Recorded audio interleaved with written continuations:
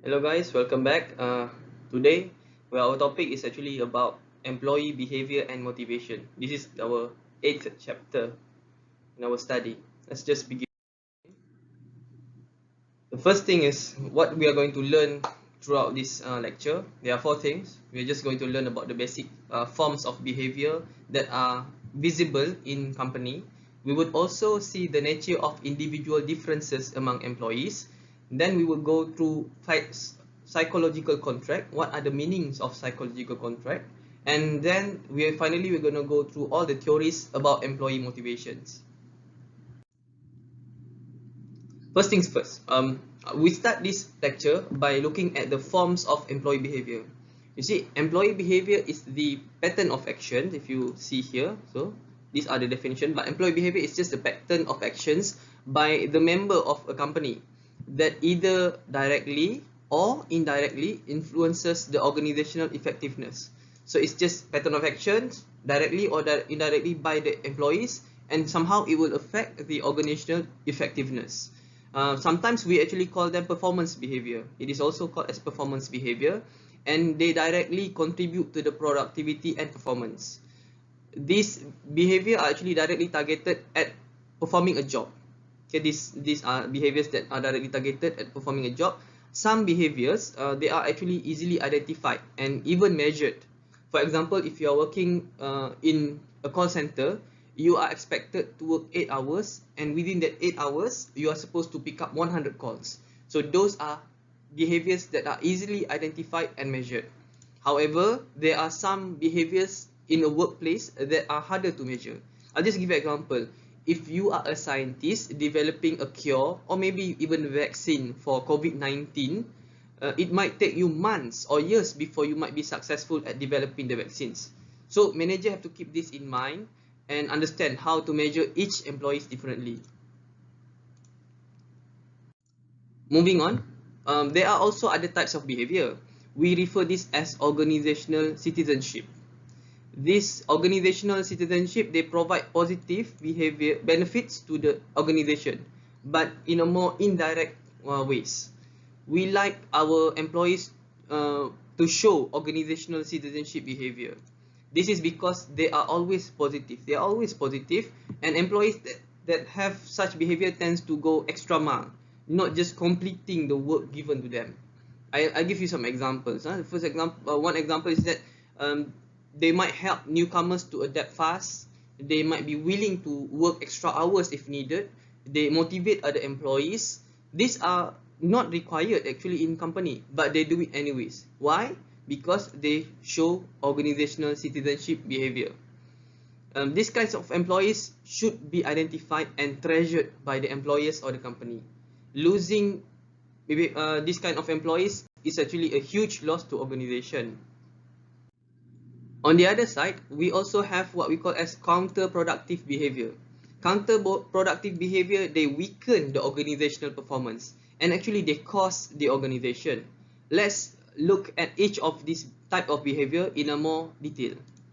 First of all, the absenteeism. So this is actually a counterproductive behavior, absenteeism. Absenteeism occurs when an employee does not show up for work. So some absenteeism happen due to valid reasons such as sickness, death in family or others. However, when an employee lied and absent from work, his or her work are not done. And then we need to find a substitute, and we must hire the substitute to do the work. This will result in direct cost to the organization. Then we look at the second one. Another counterproductive behavior that are negative is actually turnover. Turnover happen when an employee quits their job. This is again very costly. Imagine company needs to spend time and money again to find another replacement. The newcomers also need time to be trained and can't actually perform the jobs. Maybe he or she needs to be trained for 3 months. We also have sexual behavior. Sorry, we have another one we call sexual harassment and also workplace violence. So sexual harassment or workplace violence can lower down morale, they instill fear in the company, and they can also even end up in expensive lawsuits. We also have theft, we have sabotage. So regardless, counterproductive behavior exists in organization, and managers need to quickly identify and eliminate this behavior before it becomes really costly. So what causes some employees to be more productive compared to others, while some are involved in counterproductive behavior than others? Since each individuals are unique, their personality actually plays an important role as well. So we're going to look at personality. Personality, by definition, is the relatively stable. So we look at here, these are the definition. So it is actually a relatively stable set of psychological attributes, and it distinguishes from one person to another.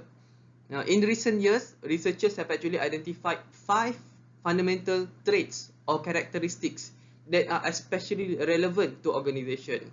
Now, normally we call this as the Big 5 personality trait. So we're going to look at the Big 5 personality trait. If you look here, I'm going to hide my webcam for a while. So this figure shows actually the 5 main types of personality trait. We call them as Big 5. So these are the traits. They are all in the middle. So what we have agreeableness, we have conscientiousness, we have emotionality, we have extraversion, we have openness. Let's take a look at each of the 5 personality traits. At the end here, they have low, more, low agreeableness or high agreeableness, low conscientiousness or high conscientiousness, more negative emotionality, more positive emotionality. We have more introversion, more extraversion, less openness, more openness. So we're going to look at each one of them in the next slide. So agreeableness first. Agreeableness is actually a person's ability to get along with others. I'm just going to highlight this so that we can see what we're discussing. So the first one is agreeableness. It is a person's ability to get along with others. So a person with high level of agreeableness, normally they are gentle, they are cooperative, they are forgiving, they are understanding, and they are also very good when dealing with others. A person, on the other hand, with low level of agreeableness tend to be easily irritated. They are short-tempered. They are uncooperative towards others. The next one is conscientiousness. So conscientiousness is in this context referred to individuals' persistence, dependableness, and orderliness. So highly conscientiousness people, if they are highly conscientiousness people, they tend to focus on relatively few tasks at one time.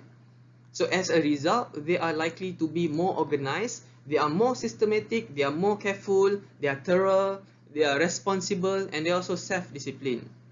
People with less, let me change this for a while. People with low or less conscientiousness, they tend to pursue a lot of tasks at once. And normally they are a little bit more disorganized. Since they pursue a lot of tasks at once, they are more disorganized. They are also less thorough, and they tend to be less self-disciplined.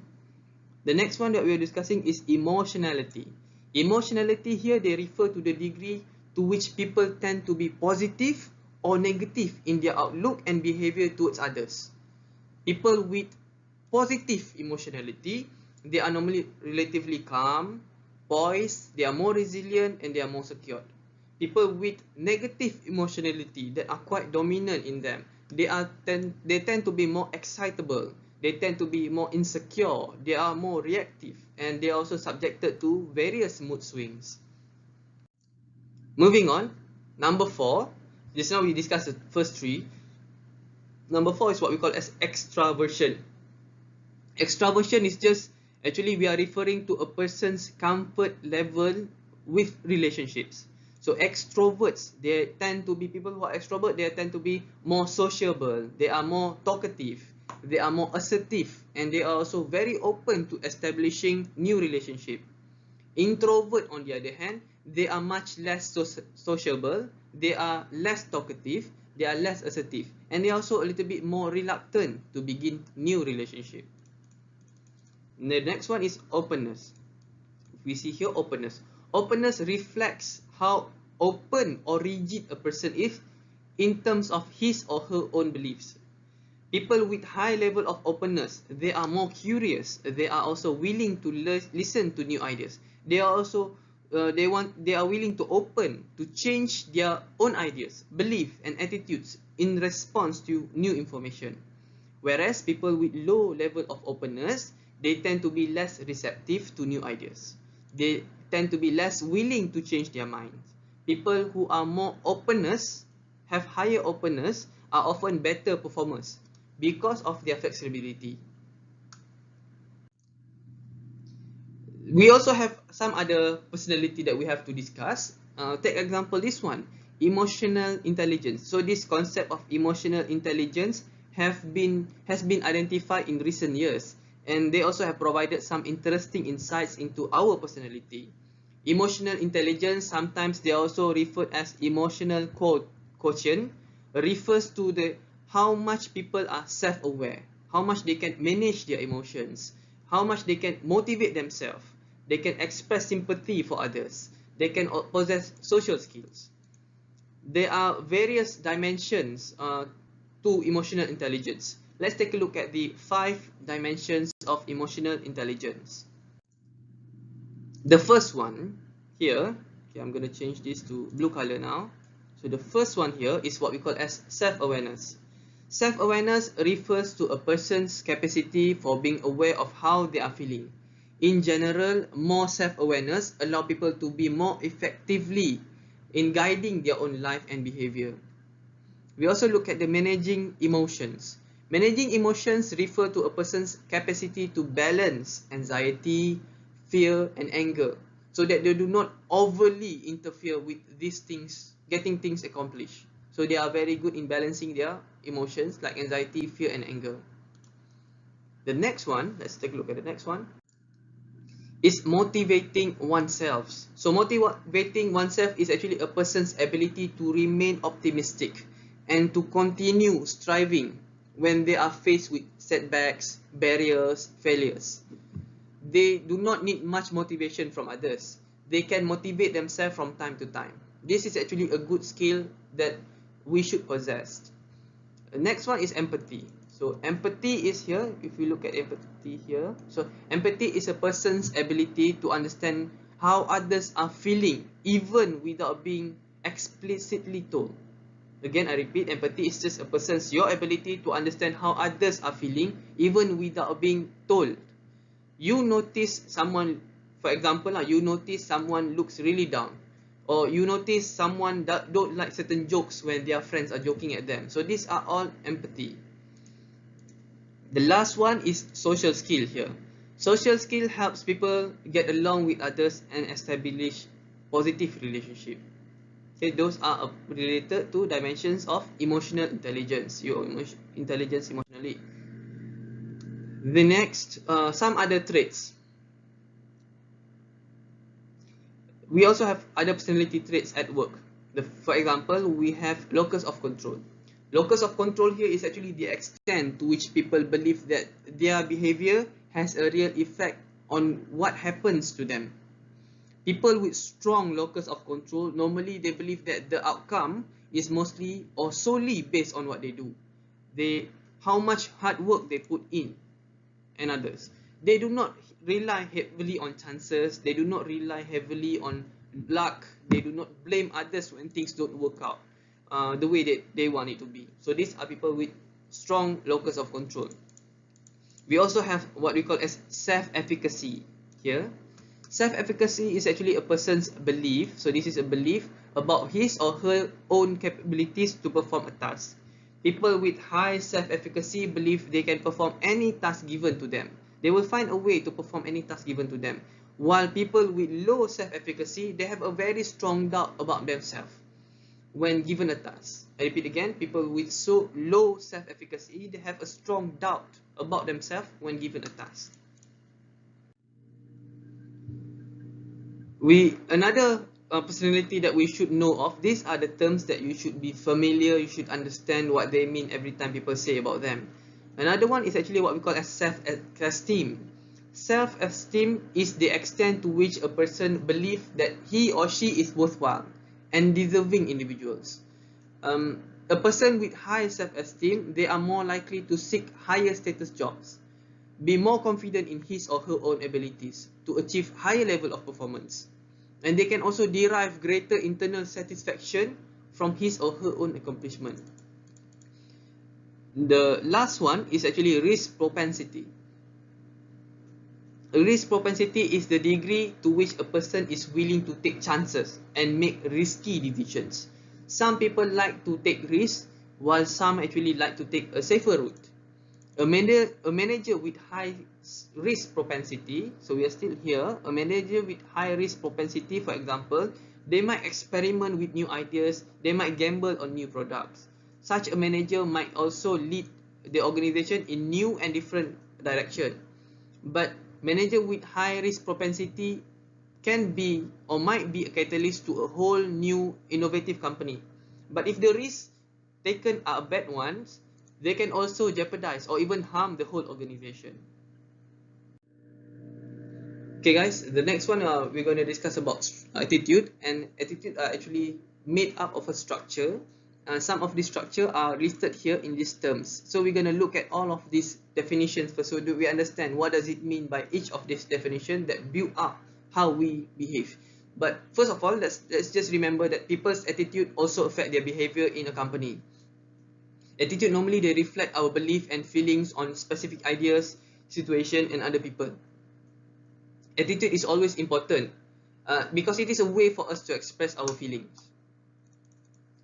Normally, attitudes are actually formed based on our personal values and maybe our experiences. For example, if we value honesty and integrity, then we would show positive attitudes towards manager that we believe to be honest and moral. So some of the building blocks of attitude here is actually, the first one is cognition. Let's just understand what each of them means first. Cognition is just the knowledge a person presumes to have about something. I'll take an example. You may believe you like a class that you are doing right now because perhaps the textbook is excellent. Perhaps the class meet at your favorite time, convenient time, or maybe the lecturer is very good, and maybe the work is not that much, so the workload is light. So this knowledge may be true, it may be partially true, or it may be totally false. The next term we're going to look at is affect. A person's affect is his or her feelings towards something. In many ways, affect is actually similar to emotion. It is something that we have little or no conscious control. Example, most people will react differently to words such as love, maybe words such as hate, sex, war, and this reaction is actually, the way they react is in a manner that reflects their feelings about what those words convey. And also, you may like a person A, you may also dislike person B, and perhaps you feel nothing towards person C. This is all about feelings. The next term that we look at is actually intention. Intention normally always guides a person's behavior. So if you like your class, your semester module, you may have the intention to take another class from your lecturer next semester. However, intentions are not always translated into actual behavior. I'll take an example. You may have the intention to buy a fancy car, but when the time comes, sometimes you end up not buying the car, and you might buy another standard car. Okay. The next one is actually cognitive dissonance. Actually, it works like this. When two sets of perceptions are contradictory and are not in line, a person will experience a level of conflict and anxiety. So this is what we call as cognitive dissonance. Cognitive dissonance also occurs when people behave in a way that is not consistent. I'll take example. A person knows that smoking and overeating is not healthy and dangerous, but yet they still continue to do so. This normally is called cognitive dissonance. And because of this, it will cause the feeling of guilty, discomfort, and tension. However, the level of feelings might be little or might be a lot. It depends on what is actually happening and also how does the person's belief of the things. So we have covered a little bit on perceptions, on attitudes. Now we look at another type, another topic, which is actually about matching people and jobs. Remember, this is still about organization. And it's important for you to know that managers needs to always ensure that the people they hire matches with the jobs that they are performing. It is very essential for company to have maximum productivity.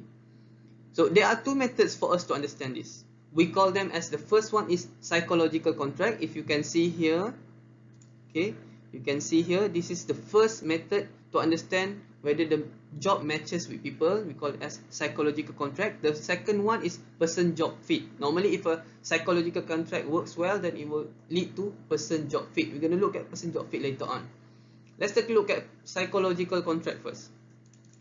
So, psychological contract is actually the overall set of expectation by the employees and also by the organization. And what expectation it is? So this is expectation regarding what employees will contribute to organization, and in return what the organization will provide them. So unlike a business contract where things are black and white, a psychological contract is not written on paper, and they are also not all of them are explicitly negotiated. Let's take a look at the example here. You see the example here? Okay. Let me change the color first. Change it here. The individuals on the left here makes a lot of contribution to the organization. So what does he contribute? He contribute the effort, he contribute the ability, he contribute loyalty to organization, he contribute his skills, he contributed his time, also competency to the organization. And in return to the contribution, the organization provide what we call as inducement or benefits to the individuals, such as pays. The organization contribute back by paying the person, giving benefit like dental benefit, insurance benefit, job security. They give status, they give promotion opportunities. They also might give career opportunities. So why do we need to know about this? If these two are balanced and equal to each other, then the employee will always remain satisfied to the company, and the company will also always remain satisfied with the employees. This will then lead to a positive relationship between them. We call this relationship as the person-job fit. But remember, this is not written in black and white. These are expectations between party A and party B. Now, the next term is actually about the person-job fit that we quickly touched before this. The person-job fit actually refers to the extent to which a person's contribution and the organization inducement match one another. So a good person-job fit is when the employee's contribution match the inducement that the organization offers. In theory, each employee has a specific set of needs that she or he wants fulfilled, and also a set of job-related behaviors and abilities to contribute. Now let's go on to discuss about the basic motivation concept. This is actually the important part for this chapter. So broadly defined, motivation is the set of forces that cause people to behave in certain ways. So one worker may be motivated to work hard to produce as much as possible, whereas maybe another worker may be motivated to do just enough to survive. Managers must understand these differences in behavior and the reasons for them. So a lot of theories have been developed over the years to study and explain why humans are motivated to behave in certain ways. We are going to look at some of the most famous theories. We start with the classical theory of motivation. This is the first theory we're going to start. We call it as the classical theory of motivation. Let me change it again. Okay, this one here. So according to this theory, according to classical theory of motivation, workers are motivated solely by money. So in 1991, actually Frederick Taylor wrote a book. The book is called The Principle of Scientific Management. So Frederick Taylor proposed a way for both companies and workers to benefit from this widely accepted view of life in the workplace. If workers are motivated by money, Taylor argued that paying them more should prompt them to produce more. So that was the first starting theory of motivation.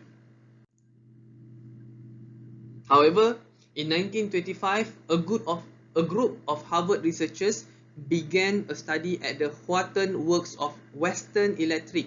They are actually outside Chicago, and they wanted to study, this study here actually wanted to study the relationship between changes in physical environments and also the workers' output. So if we change the physical environment, it should change the workers' output. So the result that they got was actually very unexpected and even confusing. Example, if you increase the lighting level, you should increase productivity, right? If things are very clear here, you should increase the productivity. However, they notice is that even with very low level lighting, the workers were increasing their output. So even the room was made darker and darker, they noticed that the output was actually increasing. What the researchers didn't realize at this moment is that the workers that they select for the subject of the study, for the research, they never get any attention from their managers before. So during the experiment, the workers suddenly receive attention from the researchers. So the workers really appreciate this attention, and they wanted to do the best to please the researchers. So even when there are good lighting or bad lighting, the workers will strive to work harder because they thought that the researchers wanted to see high level of output. So this research, also called as the Horton effect, this research concludes that productivity will increase in response to almost any management action that workers interpreted as special attention. In another word, if you are the manager, you gotta give attention to your workers to increase their output, to make them feel better, to get them motivated. This finding, known today as the Horton effect, had a major influence on managers, and they convinced managers to pay more attention to the employees. The next theory is what we call as the theory X and theory Y. So this is actually a theory developed, so theory X and theory Y. These are theories developed by Douglas McGregor. He argued that managers tend to have different belief on how best to use the employees in a company. What he did was that he classified this belief into theory X. Let me change this. So he classified this belief into theory X and also theory Y. Okay, let's go on to the next one. So these are the assumptions of managers about their own employees. Managers that assume their employees under theory X here, okay, they will normally treat their employees by using punishment or reward to be productive. Okay, because what does this manager believe about the employee? They believe that people are actually lazy, people do not have ambition, they don't like responsibility, people are self-centered, people don't want to change, people are not bright.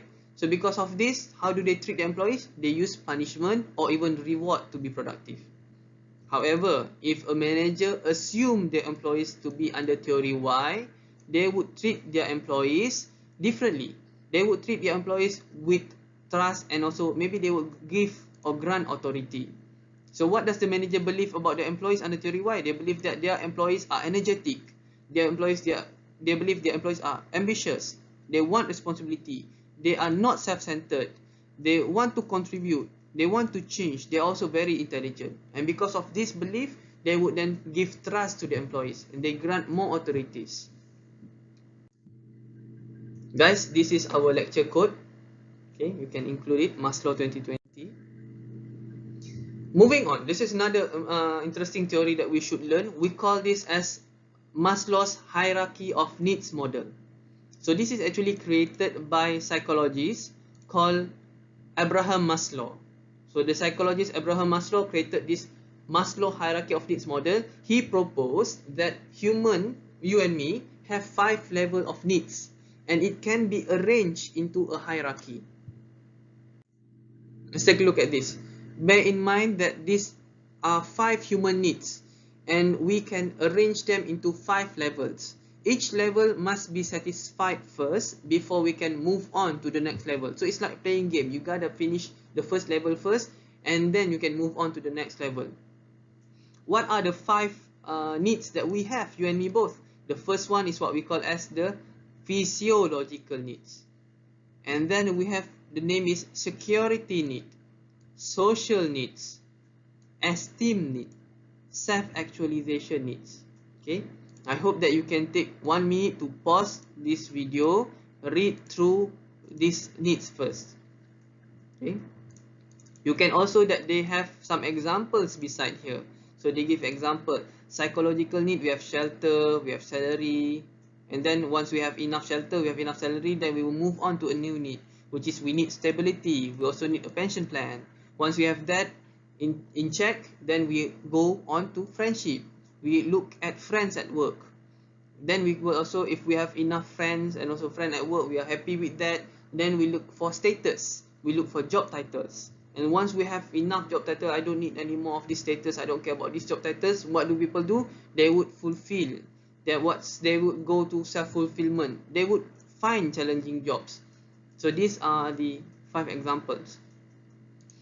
Another thing we should know is that if the lower level managers, another thing is that if the lower level is suddenly not satisfied here, okay, then most people will immediately refocus on the lower level. Let's say you have sufficient job title and then suddenly your salary is, there's something not sufficient or not enough with your salary, it is being severely disturbed. So you don't care about friends at that time, you don't care about job title at that time, you don't care about pension plan, you just want to fix to make sure that your salary is enough on a monthly basis. This is what they meant. We also have another theory, we call this as two-factor theory. Okay, this one here, two-factor theory. So this theory was created by psychologists called Frederick Herzberg. We also call it sometimes as Herzberg two-factor theory. So according to Herzberg, job satisfaction or job dissatisfaction depends on 2 factors, and he classified these 2 factors into what we call as hygiene factor and motivation factor. Okay, let's try to understand this 2-factor theory of motivation. So first of all, we actually normally assume that humans have only 2 simple emotions, which are satisfied or maybe dissatisfied. However, in reality, actually, it's not just 2. We have another feeling called nothing. We might feel neither satisfied, we also don't feel not satisfied, dissatisfied. Okay. I'll take example. Let's take a look at the motivation factor first here. So if your manager provide motivation factors that are listed here under, such as maybe your manager provide you recognition, they say good jobs, they praise you on a daily basis, so employees would surely be motivated. You would be motivated every single time your managers or your boss praise you. However, your boss don't praise you on a daily basis. So when your managers do not praise you, which happens actually most of the days, you don't feel dissatisfied. You feel nothing. But if you are praised, you feel satisfied. Another one is actually the hygiene factor here. Okay, you look at the hygiene factors. So these are some of the examples of hygiene factors. So hygiene factor works differently. So if your manager failed to provide you good working conditions, as listed below there, they don't provide you proper salary on time, they don't pay your salary on time, or maybe they don't give you job security, you would surely feel dissatisfied. But actually, most of the time, your payments are right on time. When the payment is on time, your job is secured, you don't feel satisfied. You feel nothing because you expect them to be so. Hence, for these hygiene factors, it must be present so that to avoid employees from feeling dissatisfied. Okay, but make no mistake, if the factors are there, do not expect your employees to come and praise you or say how satisfied they are. They won't, and actually it's natural for them. Alright guys, we have only a couple more of theories. The next theory that we're going to discuss is what we call expectancy theory.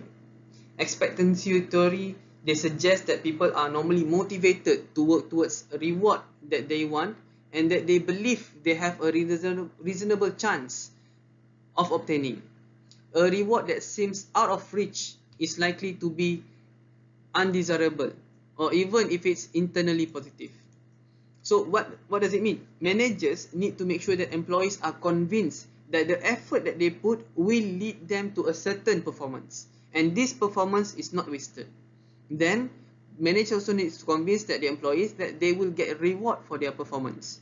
A manager needs to ensure that the reward that they get meets the employee's goal.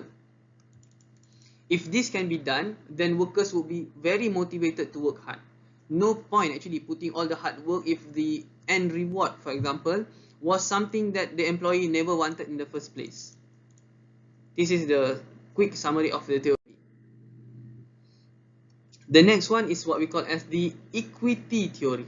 Equity theory, actually is quite interesting. Equity theory focus on social comparison. So we are comparing. People normally will evaluate their treatment by the company relative to the treatment of others. So how does it happen here? The first thing is that people will begin their comparison by analyzing input, or what we call as what they have contributed to the jobs in terms of time, effort, education, experience. So they compare this input first relative to output, or what we call as what they receive: salary, benefit, recognition, security. Then they will compare their output to another person's output. Sometimes we call this as referent person. So they compare their output to the person's output. This person that is being compared to is normally chosen due to very high similarity with the employees. So I'm not going to compare somebody who's very junior or very senior. I'm going to find somebody who's very similar with me, maybe in terms of age, years, education. So by comparing my output and also the other employees' output, then the employees will make judgment whether they are being properly treated, or maybe they are treated better than their friends, their colleagues, or even worse. This will then affect how they behave. So by understanding this, managers can actually play around with the employees. If the manager felt like they are not being, if the employees actually feel like they are not being fairly treated, managers can simply change the perception of the employees by changing the person that he or she is comparing to. So managers can actually highlight why they are receiving different reward by maybe convincing him or her that she is comparing it to the wrong person. If the managers manage to convince the employee, then the employees would feel satisfied. The manager do not have to add on reward or reduce the reward. The manager just need to change the perception. Next one. So understanding what motivates employees is only part of the manager's job. Just now we discussed all about the theory of motivation.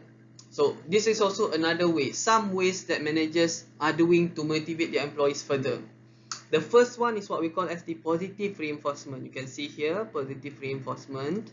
Positive reinforcement is used when a company or manager provide a reward when employees show a desired behavior. So if the employees show desired behavior, then we provide them with a reward.